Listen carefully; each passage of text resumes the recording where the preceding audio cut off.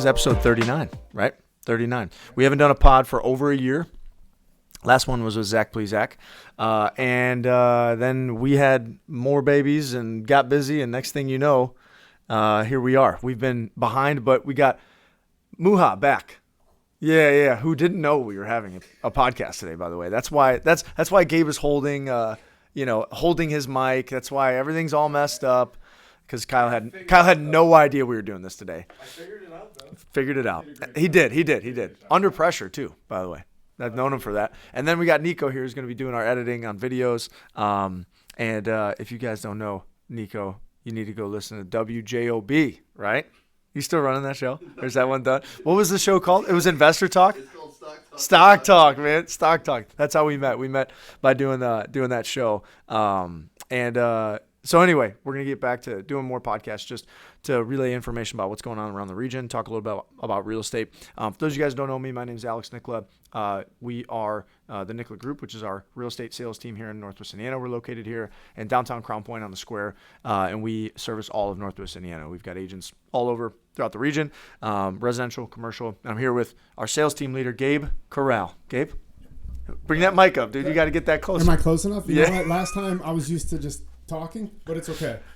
We had to work on. Gabe's got a broken mic arm, so. Yes, not a broken arm. Mic arm. Yeah, we'll fix it. By the next pod, we should have another one for you. We've got a couple stories we're going to go through today. Related to some stuff going on around the region. And then at the end, we're going to talk about a little bit about the market right now and sellers' expectations. So first part of the story, we've got Winfield and St. John. Both are getting new parks within their cities and their towns, which is great. Great additions. As you can see, areas like Valpo have done great with that. Crown Point's done great with that. There's a handful of communities throughout Northwest Indiana that have had new developments with parks and over the years have done really well. So we're going to talk about that. Second, I was invited to be a part of a really cool opportunity with the YMCA. If you're not from the region and you hear YMCA, like if you talk to people who are not from the region, and you say YMCA, people think like the YMCAs are just kind of like not nice and run down. But around here, we hear YMCA and we think something really nice ever since the South Lake YMCA here in Crown Point. And I had the opportunity and the blessing of being invited to go to basically a bus tour with everything going on with all of the expansions, renovations going on in Gary, Cherville, Hammond, some stuff in Crown Point too. So I got to see that this week and it was really cool. So we're going to talk about that and highlight that because it's huge. It's great for our communities here in Northwest Indiana. And lastly, we're going to talk about sellers' expectations. Realtor.com released a survey about sellers' expectations. And I think there are some misunderstandings with what some sellers should expect right now in the market that we're in today in real estate. So all that being said, we're going to start with some Winfield and St. John news related to new parks. So we'll start with Winfield. So I actually grew up in Winfield. This is a pretty big deal, especially with where it's located. So Winfield purchases 120 acres for generational Central Park. Where this is located, by the way, is a good spot for them to do this. This is on 117th. There's a NIPSCO substation over there. And that recently went in. This is going to have, 120 acres is a ton of space. Off 117th, where that curve kind of is, where some of those new developments are coming in. There's the Aylesworth subdivision by Lennar. Back behind that, a little further north, is where Windance is. But if you look at this, this development is, 120 acres is large. They've got fishing piers, ponds, wetland space. They've got pickleball courts, tennis courts, basketball courts, turf fields, baseball, softball fields, kids parks, large shelter. What else they got? There's a whole bunch here that they've got. Large dog park, small dog park, trails to walk on, multiple ponds. There's a lot here. 120 acres, a ton going on. So I'll read through this here real quick and then get our thoughts on it. So Winfield, town officials approved recently a purchase of 120 acres that will be turned into what they are themed as a generational Central Park. Winfield Redevelopment Commission, which I had the blessing when I lived in Winfield to be on the Plan Commission and Board of Zoning. Great group of people over there.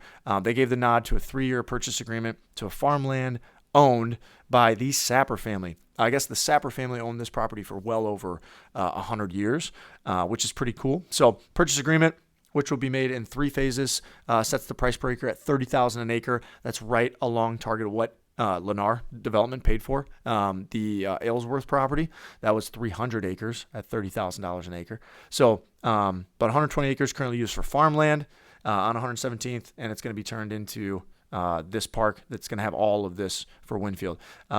Land has been farmed and has been in the Sapper family for over 100 years, and any housing, any structures on it is going to be taken down. Proposed plans include nature playground, destination playground, skate park, tennis courts, pickleball courts, soccer fields, shelter, restroom, small community center, large overlook patio, fishing ponds, and a bunch more.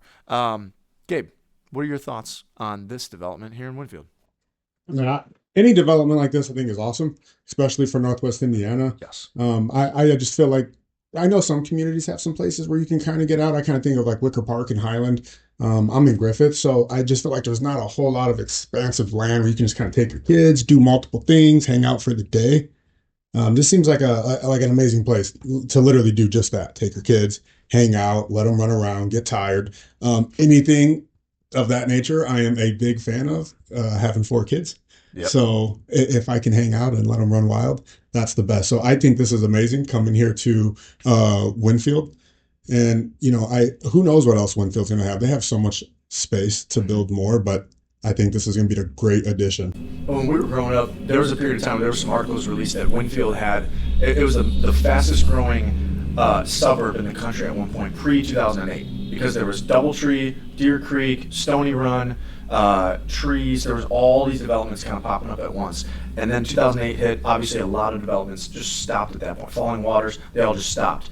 And then we kind of got through, the 2010s, and then we get to 2020, and then there's a lot more development happening between quite a bit of some of those neighborhoods coming up. And when you look at it, it's like Winfield has to go to Crown Point, or they have to go to Valpo, and they're in the middle, which is a great part of the location of Winfield. But something like this, everybody who lives in Winfield, for the most part, it's mostly families, right? So this is exactly what it needs, and it's cool that most of this is still going to be like nature preserve, right? There's walking trails, running trails, ponds, and then it's all stuff for families to do. So it's huge. And this kind of ties into the next one. And by the way, one thing, the location of it is awesome, because that's kind of where you come in and out, of Winfield. You go through 109th, or then you kind of just take one turn off and you're on 117th. So I think it's a great location where they're doing it at, and a great use of the space, in my opinion, for the town of Winfield. And then this segues to another project going on, which is in St. John. So just south of Midwest is going to be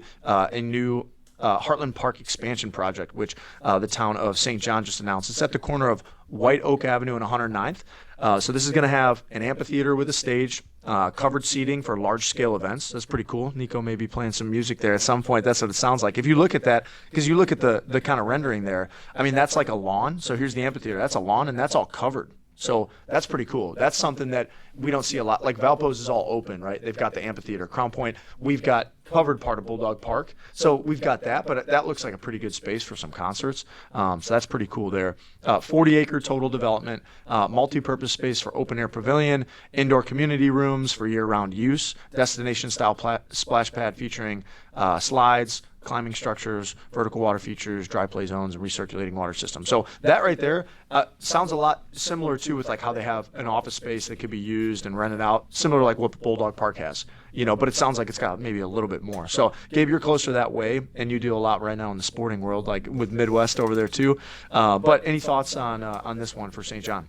I mean, it's very similar thoughts to the Winfield one.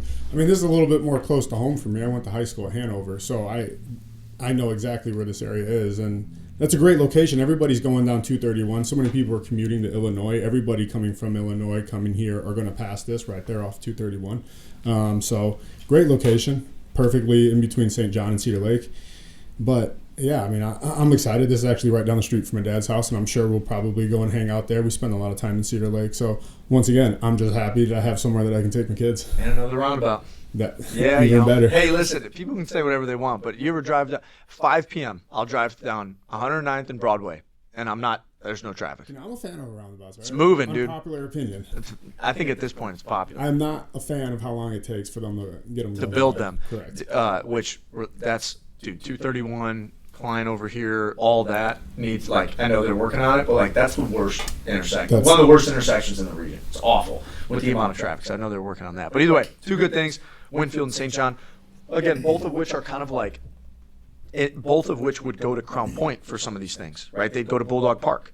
like for the splash pad or the amphitheater or things like that. And now Winfield will have its own, and now which Winfield's going to have a lot more with that. But then with what St. John's got, that's pretty awesome. And St. John being known for higher dollar properties, higher values, something like this I think is good. And the location of it, like you mentioned, is real solid. So, all right, second part of this, we're going to go through YMCA expansion locations. Another good use of development money and investment into the region. So you look at things like parks, right? When you go to areas like, let's say, Indianapolis or good areas that have good communities, good suburbs, great schools. We have great schools. We have we're starting to get more things to do. But like the parks that we're getting now, these are a good example. You see a lot of stuff like this in the nicer areas like the Fishers and the Carmel. I don't think we'll ever be that size around here, but you start to see some of those nicer developments and things to do for kids. Related to that here, going now to the YMCA expansion, I got to do that bus tour with them.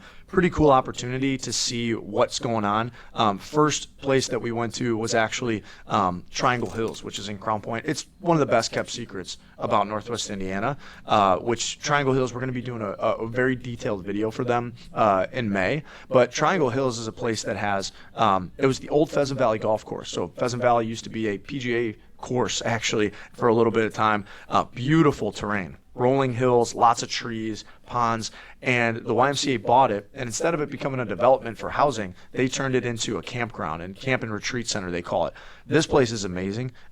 They've got so many cool things here that nothing else really around here has. They have a high ropes course. They put in a brand new pool. They've got a meeting center. They've got outdoor playgrounds. They've got rock climbing walls, archery spaces. They've got 2 yurts, which if you don't know what a yurt is, it's pretty cool. Look it up. They've got 4 different trails for hiking. One of them, actually 3 trails for hiking. One of them is just for biking. So there's a ton of outdoor. There's sporting fields, fishing ponds, fishing piers, tons of cool stuff to do outdoors here. So we started there. Really cool to see what they have. And then the other thing too is they have what used to be Pheasant Valley's. It used to be their clubhouse. They turned it into a venue space. So it went from the clubhouse to now you can have weddings there. And it's huge and it's beautifully redone. And there's a walkout basement on it too that's finished. And it overlooks looking down to the amphitheater there. There's fire pits out there. It's super, super cool. So definitely a place to look at. But the place that got me the most was the Tolleson Opportunity Campus. Really, really, really cool to go here. So we went to Gary and Crossroads YMCA Boys and Girls Clubs of Greater Northwest Indiana partner for a new transformational facility. This is a story from communityrecmag.com.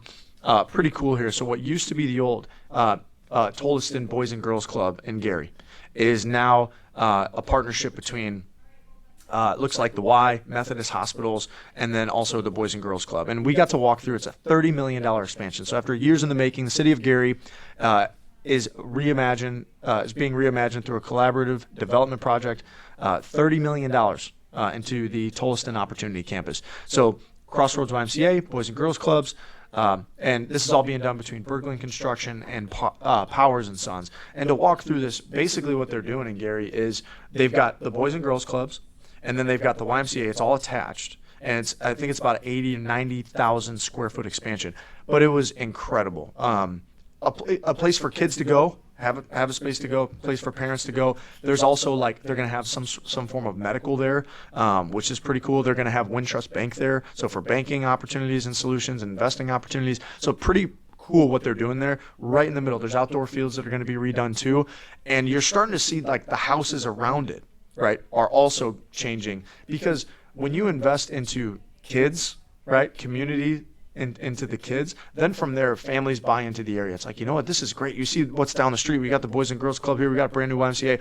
We should move over here. We should buy this house. We should do this. Obviously that's our world, but to see this was amazing. And Gabe, you grew up in Calumet Township, so you always say you grew up in Gary, right? Technically you did. That's correct. But this being located where it's at and what you're seeing here, then we could talk about real estate values related to this, but what are your thoughts on this location, what it is, what it's doing here for Gary? Well, I mean, what I'm already thinking of is, you kind of said it, we'll get to it, but real estate values.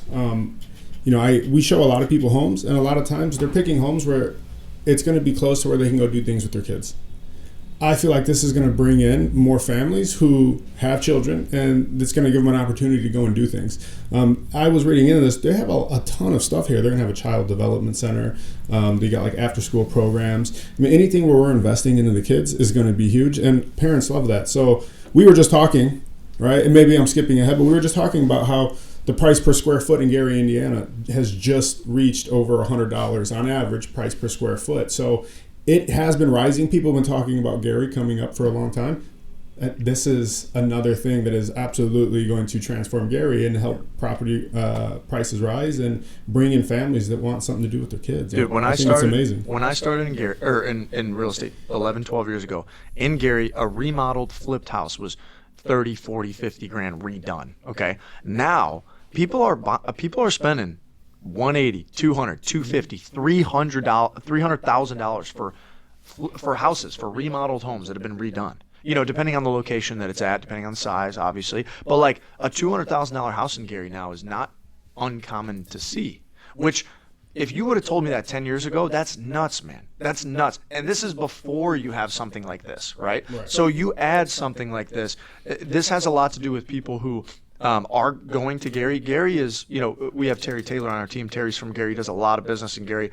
It's such a great opportunity for people who are looking at it. And you see things like this. When you invest in kids, you invest in health, you invest in people and their families, people are going to put more money into Gary. So I see, like, after going here, it's basically like having, you know, we go to South Lake Y. It's basically like having that there. Plus, they have a Boys and Girls Club. Plus, there's, you know, hospital involved and things like that. It was amazing to walk through and see. So this is their plan is to be done with this August, September timeline. They're flying through it, and it was amazing to see. So that's huge. And $30 million development, $10 million from Dean and Barbara White Foundation, always. $10 million from the state of Indiana, $10 million from the city of Gary. Amazing use of money, in my opinion. And you got Cherville. Cherville added, they actually purchased. So they purchased Jack's Warehouse. So they took over that building, and they are turning it to an expansion on what used to be Omni, which is now the YMCA, major construction renovation project. This story came from the Crossroads YMCA back in September, but they are redoing Jack's Warehouse, turning it into another space for their members. So once it's complete, new welcoming entrance center, state-of-the-art fitness center, group fitness spaces, brand new kids zone, full-size courts, basketball courts, volleyball, pickleball, expanded cardio area, elevated walking running path, new multi-sport indoor turfs. Very similar, again, to what you're seeing at Crown Point South Lake YMCA here in Cherville, or excuse me, here in Crown Point. They're doing it in Cherville with everything they've got there. So obviously, you know, you factor these things in. It's like, what are we going to do? What are we going to do today? Oh, well, we can go to the park, White Oak and 109th, and then after we work out, right? After we go to the gym and work out in Cherville. Great addition, in my opinion, and great use of the space. I was wondering, who's going to take over Jack's? What are they going to do there? And when the Y took over Omni, I'm like, that's going to be a great opportunity for them. So this is coming through over to Cherville now as well. So anything that I missed there, Gabe? Anything you think? I don't know if you missed anything, but I just love the fact that the YMCA is pouring so much money here in Northwest Indiana.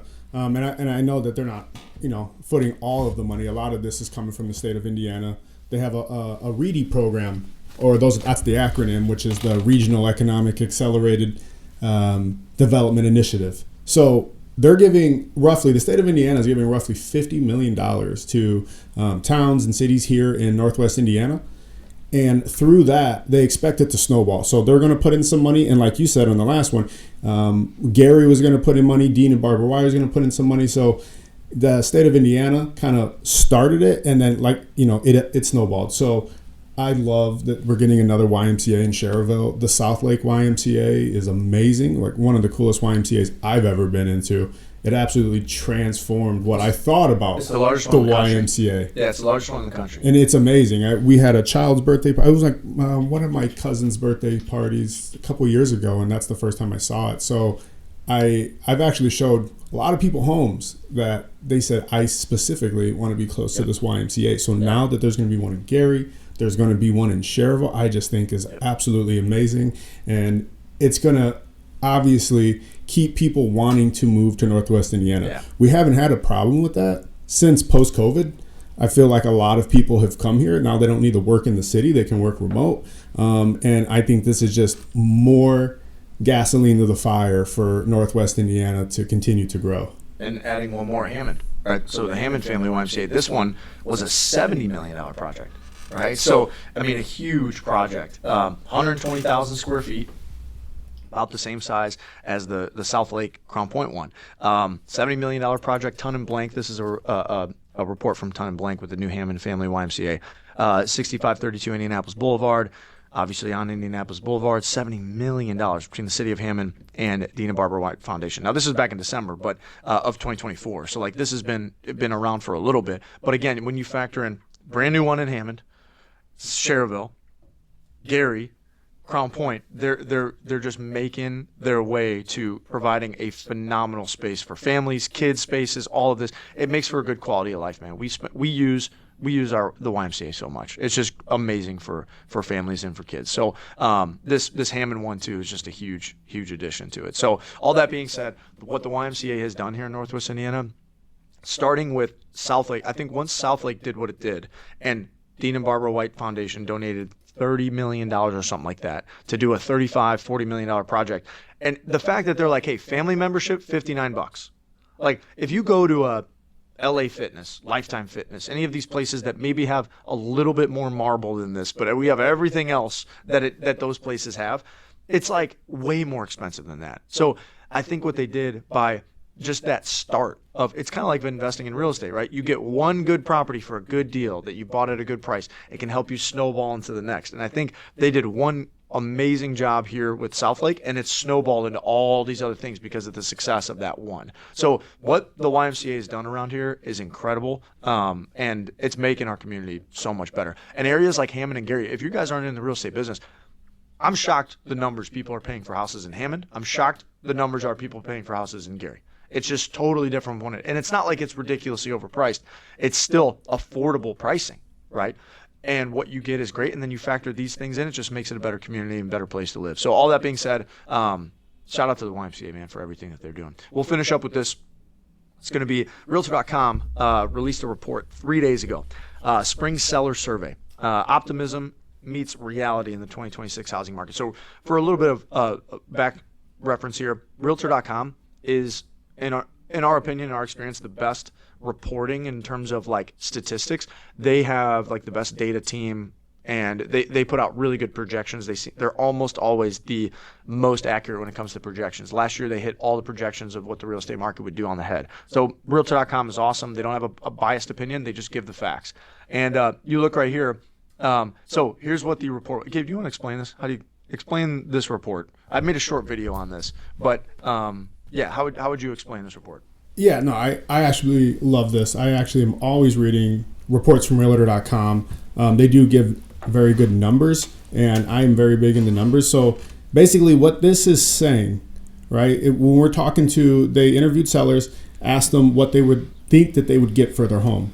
Okay, so the biggest percentage, 46.4%. So 46% of people believe if they sell their home, they're going to get everything that they ask for. Okay, and then an additional 37% will think that they'll get more than their asking price. So combined, it's 84%. Correct, 84%. So yeah, put those two together. 84% of people believe that they will get their asking price or more if they list their house for sale. Correct. 84%. If they list, so the optimism is very, very high. But unfortunately, it does not meet expectations, because I actually made a video about this just a couple weeks ago of 2025 was one of the biggest discounts that buyers saw on homes that sold under asking price. So, and this is one of the biggest discounts in over a decade, at least since they started recording this. So it's usually around 7%, but last year for all the homes, which was close to 2/3 of homes sold under list price. So 66% of homes sold under list price for an average of 8% less.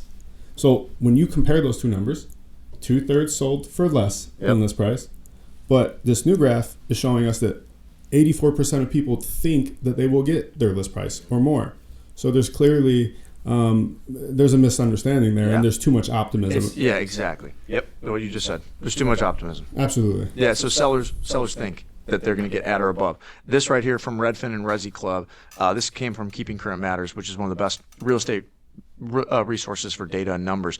62% of people in 2025 sold below their list price. So 84% think they're going to get at or above, and 62%, according to this, you said 66, so it's right around there, right? It's 2/3 of people are not. 16% sold at their list price, 23% sold above their list price, right? So when you look at that, there's a disconnect in the expectations. One other thing here too that from me that I thought was important was a lot of people sit here and think, oh, well, if everything's selling below the asking price, blah, blah. First off, look back at historically. Let's look pre-COVID. Take out 2020, 2021, 2022.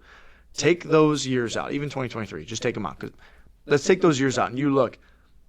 Normal markets, about 2/3 of people sell below their list price. Normal markets, people get about 2 to 3% less than their listing price. That's normal. That is normal. That's the market that we're in, right? So right now in Northwest Indiana, the average house is selling 95% of its original list price. So people think they're going to get 100% or more, their listing price or more. The average house is selling for 95% of their original list price. That's 5% less, right? So a lot of that has to do with the seller's optimism, thinking, oh, I can get this for my house. It is not a 3% interest rate market anymore. 3% rates are gone. Okay, this is a normal market, and in a normal market, homes sell for 3% under their asking price. That's what it was in all these other years. You look 2012, 13, 14, 15 through 19. That's what it was. That was normal. One other thing, days on market. So pre-COVID, we'll share this graph too. We'll throw in the video. Pre-COVID, 2018, 19, the market at that time was. I remember at that time being like, man, this is a good market. This is a good seller's market. And looking back on it, the average time on market. Check this out. Look at average days on market. Okay, average days on market 2019. This was what I would consider strong seller's market. Average days on market 72 days. Okay, people hear 72 days and they feel like it's an eternity. Okay, look at it now. 2025 ended at 49 days. Right now we're at 54 days on market. So the average house is sitting for 54 days. Statistically, historically, pre-COVID, that's the fastest by far. It's the fastest by 2-3 weeks. And people are like, oh, my house is supposed, if it doesn't sell in 5 minutes with 30 offers over asking price, they think there's an issue. A normal real estate market is a lot like what we're experiencing right now. Was there something else with this report you wanted to add to, Gabe? No, I mean, that was just the biggest one. It was just the disconnect between the seller optimism and reality. Last thing I'll say about this too, I like this graph where they share what would people do if the house doesn't sell. Okay, so let's think about a lot of doomers, right? People like, oh, things are going to go to hell and markets are going to crash, right? Housing's going to crash. Sellers are sitting in too good of a spot. So look at this graph right here, the Realtor.com reports. It says if they don't sell, what are they going to do? 35% said they'll reduce the price. 35% of people have a reason to sell. Look at the others. Blue, 29%. Take it off the market. Nothing. The green, 33%. I would wait. So 2/3 of people don't have to sell. That's what that means. 2/3 of people are saying, I don't need to sell my house. So when people are saying, oh, the market's going to crash, sellers are sitting on 3% interest rates with low mortgage payments and a lot of equity. Pre-2008, do you know what's happened? People had no equity. They were buying multiple properties that they couldn't pay for, and they couldn't get out of them if they had to sell them. But a lot of people had to sell them because they couldn't afford the mortgages. Now we are not in that market. Totally different world. So what this is saying is 2/3 of people just say, I just won't sell my house, which means only 1/3 of people actually have a motivation to sell. So people think housing prices are going to crash or the market's going to crash. It's all just clickbait. It's all just to get you to say, oh, the house is going to crash. I'm going to wait. And that hasn't worked out because housing prices have appreciated since 2023 when people thought they were going to go down. 3 straight years. They've gone up at a nominal rate, at a much more reasonable rate, thank God. But all that being said, 2/3 of people just say, I just won't sell my house. Sellers are not in trouble. Sellers are not struggling. They have a lot of equity. They have great interest rates. They don't need to sell. So all that being said, I think there's a disconnect here. We made a couple short form videos on this too, but I think it's a good report to see what are sellers' expectations. I think they're a little bit too optimistic. And the key is, the last thing I'll say is this is very market dependent.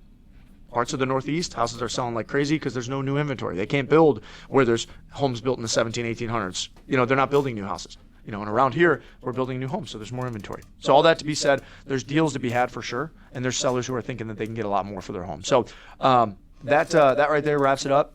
think we're right at about 30 minutes, right? Right on it. Cool.